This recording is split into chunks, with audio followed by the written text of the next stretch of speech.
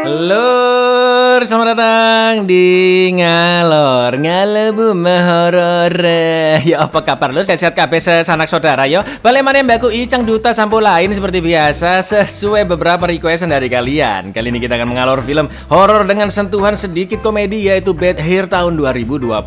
Ide utama cerita yang cukup menarik yaitu rambut lur, tapi sayang pemerannya bukan Anggun maupun Mawang ya kan. Bad Hair bercerita tentang seorang wanita yang bercita-cita menjadi pembawa acara atau VJ ternama, tapi sayang dia selalu ditolak karena penampilan rambutnya yang tidak mendukung. Sampai akhirnya dia datang ke sebuah salon misterius untuk menenun rambut palsu dan sejak saat itulah semuanya berubah. Seperti apa kengeriannya? Langsung aja kita gaskan pantun lur. Cak Saleho dorong adu seminggu. Monggo segeca akhir enggu.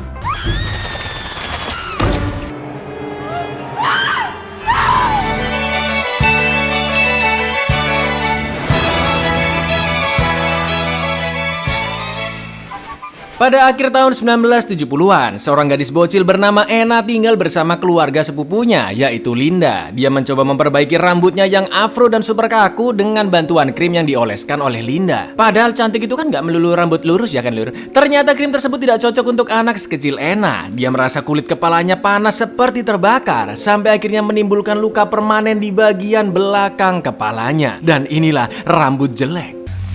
I didn't mean to. I didn't mean to do it. Beberapa tahun kemudian, tepatnya di tahun 1989 di Los Angeles, terlihat banyak pekerja dari perusahaan rambut palsu bernama Madison Co. yang sedang memproses rambut-rambut tersebut untuk dijual. Di lain tempat, Ena yang sudah dewasa semakin tidak menyukai rambut afronya, apalagi ada luka permanen di kulit belakang kepalanya. Saat itu dia sudah bekerja sebagai asisten eksekutif di perusahaan Culture selama 4 tahun, sebuah stasiun televisi yang menampilkan artis musik Amerika Afrika. Tapi Ena yang bercita-cita dan bermimpi besar menjadi seorang VJ ternama atau pembawa acara ternama, berusaha melamar kerja di perusahaan sebelah bernama Rock Music Video. Tapi sayang dia ditolak karena rambutnya dianggap tidak cocok untuk seorang VJ. Lalu sekembalinya Ena ke kantornya Culture, rapat besar pun diadakan. Sang pemilik perusahaan bernama Grand Madison memberikan kabar bahwa Edna sebagai kepala pemrograman memutuskan keluar dari perusahaan dan akan digantikan dengan mantan supermodel bernama Zora. Dibantu oleh asisten eksekutifnya yang baru yaitu Rosalind, Zora memanggil perusahaan Culture dengan sebutan Cult dan dia ingin ada gagasan atau inovasi-inovasi baru dengan program-program di sana agar bisa terus berkembang mengikuti tren. Masalahnya Ena yang dulu menjadi asistennya Edna, begitu pula dengan dua temannya Brooklyn dan Sista Soul yang juga ada di bawah Edna, sudah pasti tidak akan menjabat seperti dulu lagi. Edna mengatakan jika dia berencana membuat perusahaan produksi sendiri dan berjanji akan memanggil mereka bertiga ketika nanti perusahaannya sudah dijalankan. Program TV paling populer di Culture adalah The Block dengan VJ atau host acaranya bernama Julius dan bintang yang sedang naik daun saat itu adalah Sandra. Ternyata selama ini Ena dan VJ Julius telah menjalin hubungan diam-diam selama bertahun-tahun. Meskipun Ena cinta mati kepada Julius, tapi sayangnya Julius selama ini hanya memanfaatkan Ena agar dia bisa diterima kerja di sana bahkan sampai menjadi VJ terkenal. Turn us into something we should have never been. Anna, we need you now. Coming. Ena pun merasa sangat tersakiti karena dicampakkan begitu saja. Ditambah lagi karirnya yang sekarang turun drastis dan mimpi Ena untuk menjadi VJ ternama yang masih belum kesampaian membuatnya semakin terpuruk. Bahkan sekarang Ena jadi kesusahan untuk membayar kos-kosannya. Keesokan paginya di kantor, Ena dipanggil oleh Zora untuk berdiskusi. Dan disitulah Zora baru tahu jika Ena lah yang menggagas program acara The Block, di mana dulu Ena ingin sekali memproduksi sekaligus menjadi VJ-nya di acara The Block. Tapi pada akhirnya yang diterima menjadi VJ malah Julius ya kan? Usut punya usut, dulunya Julius hanya menjadi resepsionis di kantor Culture. Tapi tiba-tiba dia dijadikan VJ acara The Block oleh sang pemilik perusahaan yaitu Grand. Entah kenapa itu bisa terjadi. Zora pun meminta Ena memberikan ide untuk mengembangkan program The Block agar lebih populer dan Ena pun memiliki beberapa ide yang sangat brilian, yaitu dengan mengubah gaya penampilan VJ The Block, memberi peringkat video musik berdasarkan vote penonton. Penonton bisa menelpon VJ agar bisa lebih terlibat dan menunjukkan tampilan hitung mundur dari video live music. Jelas Zora sangat terkesan dengan gagasan Ena dan langsung menaikkan jabatannya menjadi produser. Tapi karena rambut Ena yang dinilai kurang apik, dengan halus Zora pun menyarankan Ena untuk mengganti model rambutnya. Dia memberikan alamat salon kelas dunia rekomendasinya bernama Virgie yang bisa menyulap rambut Ena dari afro menjadi sangat indah dengan rambut palsu yang ditenun atau dengan kata lain ditanam di kulit kepalanya. Anna, who does your hair? Aren't you tired of it? Singkat cerita, Ena pun gercep pergi ke salon super mahal tersebut, tapi karena dia nggak punya uang, Ena memohon ke pemilik salon yang juga bernama Virgie agar diberi diskon. Setelah menunggu cukup lama, akhirnya giliran rambut Ena yang dikerjakan. Dia diminta memilih rambut-rambut palsu di salon tersebut, dan Ena pun akhirnya menemukan rambut super indah yang seperti memiliki aura di dalamnya. Pendanunan ke dalam kulit kepala pun dimulai, di mana prosesnya sangat menyakitkan sampai berdarah-darah, lur. Ena pun terus menahan rasa sakit tersebut dan dia kembali teringat betapa sakitnya ketika kulit belakang kepalanya terluka, sampai akhirnya Ena pun jatuh pingsan.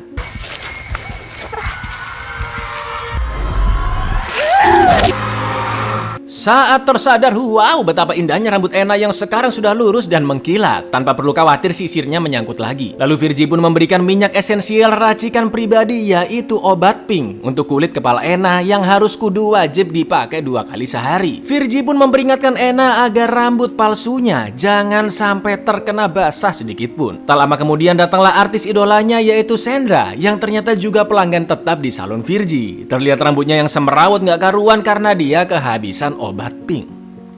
Sesampainya di kosan, Ena mencoba membaca buku pemberian bapaknya Linda yang berjudul Slave Lord, di mana bapaknya Linda mendapatkan buku tersebut dari mendiang ibunya atau neneknya Linda. Slave Lord adalah buku yang berisi banyak dongeng dan salah satu judulnya adalah Gadis Berambut Lumut. Diceritakan seorang wanita biasa menemukan lumut hitam di hutan dan memakainya sebagai wig. Belum selesai bacanya, Ena pun sudah ketiduran. It made herself a wig. Keesokan harinya di kantor, rambut Ena yang indah menjadi pusat perhatian semua mata. Bahkan Julius mencoba merayunya kembali, tapi jelas Ena nggak menggubrisnya, ya kan? Sesuai perkataan Virgie, bahwa dalam minggu pertama sangat wajar jika Ena merasakan sakit di kulit kepalanya. Tak lama kemudian jari Ena nggak sengaja kebeler kertas dan anehnya beberapa rambut menempel di darah tersebut.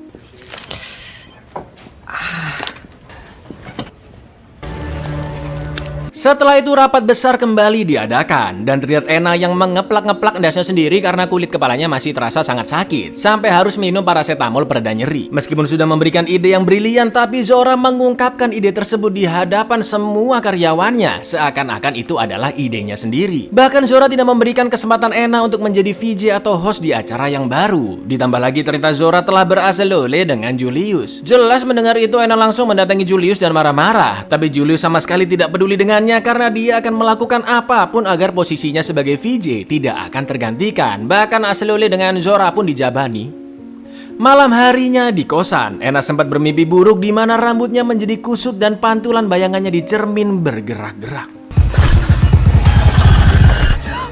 Tak lama kemudian sepupunya Linda datang silaturahmi dan betapa terkejutnya Linda dengan rambut Ena yang sangat indah. Lalu setelah Linda pulang, datanglah pemilik kos-kosan yaitu Pak Tenen dalam kondisi kobam. Tujuan Tenen ke sana bukan untuk menagih uang kosan, tapi dia ingin memperkaos Ena dan tiba-tiba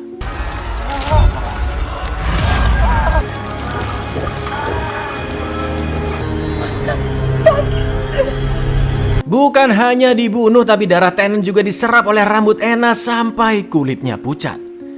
Lalu saat Ena terbangun keesokan harinya, tiba-tiba polisi sudah mengangkut mayat Tenen yang ditemukan di tempat sampah, bukan di kamarnya Ena. Polisi pun menduga semalam Tenen kobam sampai terpeleset jatuh karena terlihat pintu atap yang terbuka dan banyak botol minum yang kosong. Padahal semua ini perbuatan rambutnya Ena, ya kan? Sesampainya di kantor, rapat pun kembali diadakan dan si Stasul ditunjuk Zora sebagai VJ di program TV yang baru, asalkan dia mau mengganti model rambutnya. Tapi Sista yang tidak setuju karena ingin menampilkan jati diri yang sebenarnya, akhirnya keluar dari meeting. Ena pun mencoba membujuk temannya tersebut untuk mengikuti kemauan Zora mengubah rambutnya agar karir mereka di culture bisa terus berlanjut. Keesokan paginya terlihat Sista yang sudah mengikuti saran dari sahabatnya Ena dan mengubah rambutnya menjadi sangat cantik nan indah. Lalu saat Ena berdua dengan Zora di ruangan, tiba-tiba Zora mengatakan, "Ente masih pakai obat pink nggak? Obat itu nggak bakalan cukup kan?" Loh, apa nih maksudnya nih? Jelas Zora mengetahui sesuatu tentang rambut palsu dan obat tersebut. Lalu malam harinya, rambut Ena menjadi kusut karena dia kehabisan obat pink. Dan ketika dia akan mengganti pampers menstruasinya, tiba-tiba rambut Ena menjulur dengan sendirinya, menyedot darah di situ di anunya. Dan secara ajaib rambut Ena yang awalnya kusut kembali normal dan lurus.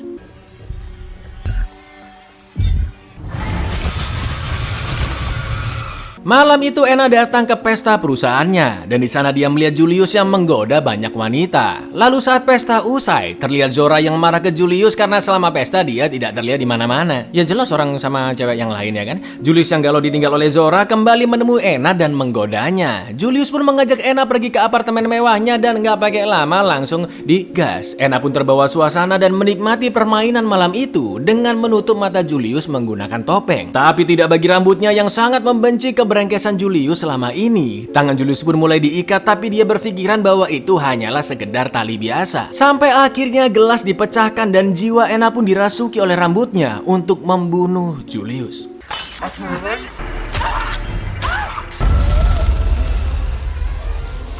Anna yang sudah tersadar dan melihat mayat Julius pun sangat ketakutan dan langsung kabur dari sana. Lalu Anna teringat dengan buku milik pamannya dan langsung menelpon Linda untuk menanyakan kelanjutan cerita dari gadis berambut lumut. Ingat kan lur, Anna bacanya cuma sampai si gadis menemukan lumut hitam terus dia ketiduran. Linda pun menceritakan jika semenjak gadis itu memakai lumut hitam tersebut, banyak orang yang menatap karena kecantikannya. Sampai akhirnya gadis tersebut menyadari bahwa yang dia pakai bukanlah lumut, melainkan rambut para penyihir di masa lalu yang membutuhkan darah agar mereka bisa tumbuh semakin kuat dan mengambil alih tubuh seseorang untuk bisa hidup kembali di dunia. Rambut gadis itu terus memakan banyak korban dan meminum darahnya. Lalu ketika rambut itu semakin kuat, sang gadis pun akhirnya dibunuh oleh rambutnya sendiri. Mendengar cerita tersebut, Anna hanya bisa menangis karena semua kejadian yang dia alami persis seperti cerita di buku itu. They need blood to grow strong enough to take over a person. That's the hair of witches from the before time. Setelah itu Anna pun pergi ke salon lain untuk melepaskan rambut palsunya. Dan ternyata Edna juga ada di sana karena salon tersebut adalah salon langganannya. Tapi ketika rambut Anna akan dipotong, tiba-tiba rambutnya memberontak dan membunuh semua orang di sana, termasuk mantan atasannya Edna.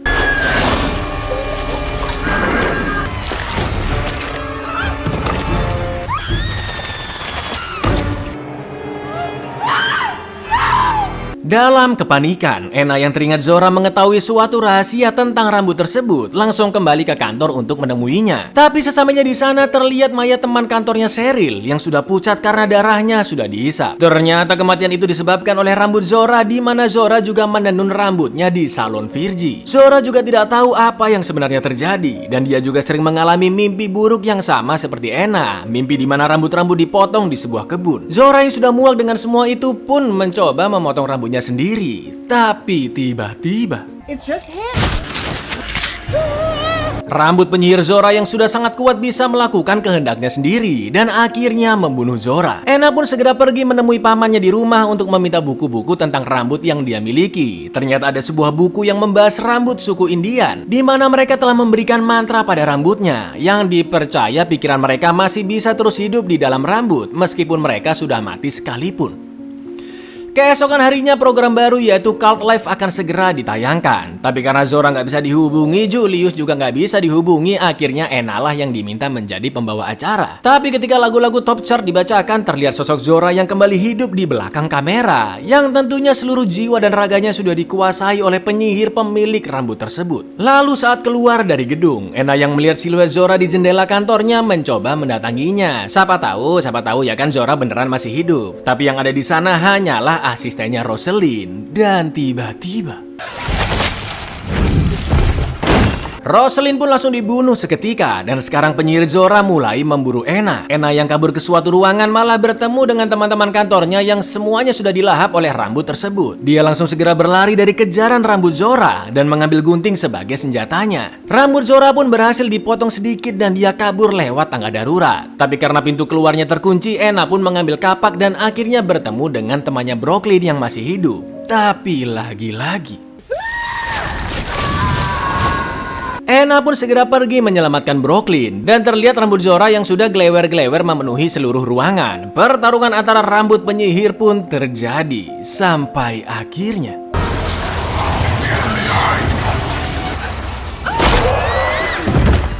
ketika Anna dan Brooklyn akan kabur melalui lift, terlihat si Stasul di dalamnya dan ternyata dia juga menenun rambut palsunya di salon Virgie. Makanya itu kenapa rambutnya jadi bagus, lur. Ternyata Zora masih hidup meskipun matanya tertancap sepatu. Ena pun terus berusaha mencari jalan keluar dan menemukan sebuah pistol. Tapi ketika ditembakkan ternyata cuma korek dongkrik. Sampai akhirnya Ena teringat dengan perkataan Virgie bahwa rambut palsu itu tidak boleh terkena air sedikit pun. Dengan pistol koreknya, Ena membakar sensor alarm api agar mengeluarkan air. Dan ketika rambutnya melemah, Ena pun langsung memotongnya.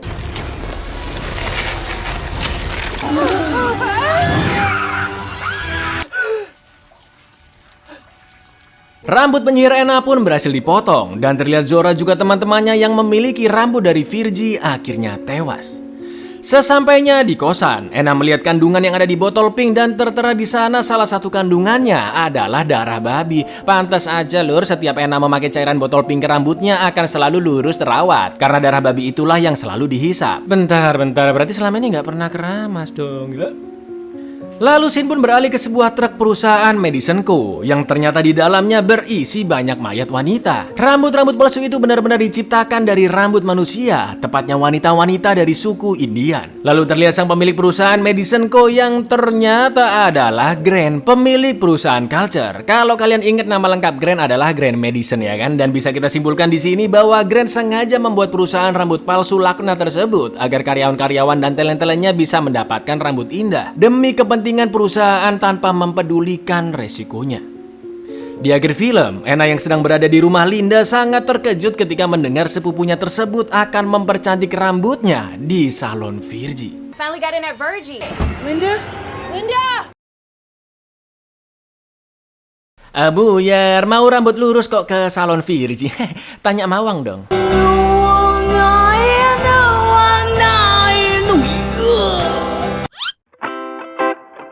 Dari yang awalnya film serius menjelang akhir banyak scene-scene absurd dan guyon dong. Tapi ya oke lah lur buat tontonan selingan kalian. Apalagi buat kalian yang insecure terhadap rambut kalian sendiri. Karena sejatinya lur, cantik itu bukan perkara rambut lurus, keriting, afro, gelombang, botak, kulit hitam, putih, ungu juga cantik-cantik aja. Tapi yang terpenting adalah cantik hati dan pikiran kalian. Itu. Ya wes gitu dulu lor, aku Icang undur diri, matur nuwun dan sino untuk tidak percaya diri dengan fisik yang tidak akan pernah bisa dirubah. But say yes untuk klik subscribe di bawah ini. Assalamualaikum lur. Nuhina inu. Yeah.